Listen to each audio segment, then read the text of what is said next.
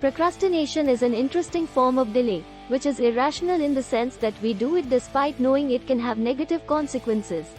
These can range from penalties or fines for a late bill to a lower grade and even a dropout in the academic context. I know on some subconscious level that if I delay finishing the draft of my book, it will cause me stress when I have to complete it in a much shorter amount of time instead. Given that procrastination causes stress and anxiety, why are most of us still prone to it? As research shows, it is related to a number of cognitive biases. Present bias. Researchers have defined procrastination as the present bias in preferences, on account of which agents delay doing unpleasant tasks that they themselves wish they would do sooner. Present bias, or hyperbolic discounting, is the tendency, when considering a trade-off between two future moments, to give more importance to the one that happens sooner. For example, we may disregard the future consequences of an action. This comes into play when I give in to temptation and eat yet another chocolate biscuit, even though I know I need to cut down on sugar. My willpower does not hold up to this inherent bias where I focus on instant pleasure. Psychologically, we perceive the impact of an event, or the value of a reward, as dampened if it is further away in the future. This means we perceive a desired result in the future as less valuable than one in the present. This can also cause a disconnect from our future selves, where we may perceive the positive consequences of completing a task successfully as happening to someone else, rather than a future version of ourselves.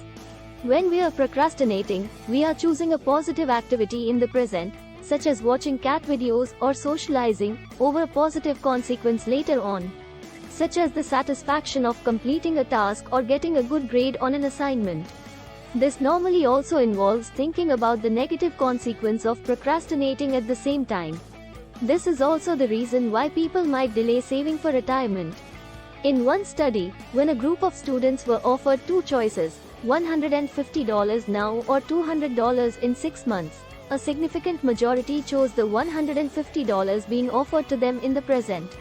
And when offered the choice between $50 now and $100 a year from now, many chose the immediate $50. Our preference for things and our choices can be distorted by our relative temporal distance to these options. We are hardwired to choose a smaller gain today than a larger gain tomorrow. That said, we all differ in our ability to fight this urge. Some people are more biased toward the future or the past. Status quo bias. As I have shown in my book Sway, another cognitive bias that is likely to come into play is status quo bias. Our brains are lazy and we want to avoid cognitive load as much as possible. So we are hardwired to avoid tasks that cause us to change our mindset or that lead to cognitive burden. We'd rather just stick with the relaxed mind state we have at the minute than engage in something new and exhausting. It essentially makes us resistant to change, as we fear we'll regret actively making choices, when doing nothing is also a choice. The status quo bias can, for example, lead to loss aversion bias, compelling us to focus on not losing. When in doubt, we essentially tell ourselves to do nothing. Losses are almost twice as psychologically harmful as gains are beneficial.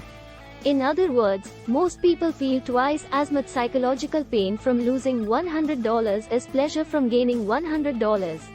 This bias means that people are reluctant to take risks by giving away what they possess in favor of something that might be more profitable to them in the future. Some personality traits could influence your propensity to stick with the status quo.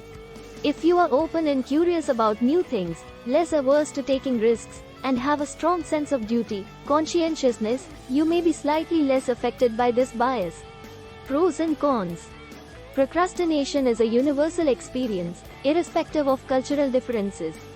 In my view, it is not a sign of laziness as it is often labeled to be. It is not always bad to delay tasks. I believe sometimes it gives us an opportunity to mull over uncertainties. And research shows it can help us navigate difficult emotions, potentially leading to better work in the end. Saying this, sometimes procrastination can be a real barrier. This may be due to an underlying mental health problem that needs support and treatment. If procrastination is seriously interfering with your life, you may want to start chopping tasks into smaller pieces and set rewards after each step. But perhaps more importantly, forgive yourself for procrastinating. The more we internalize the shame and guilt, the more we are likely to procrastinate in the future. And this can be an additional trigger that can compel us to procrastinate even more. Ultimately, we all have different perceptions of time. Understanding individual differences may also help us better understand neurodiverse people.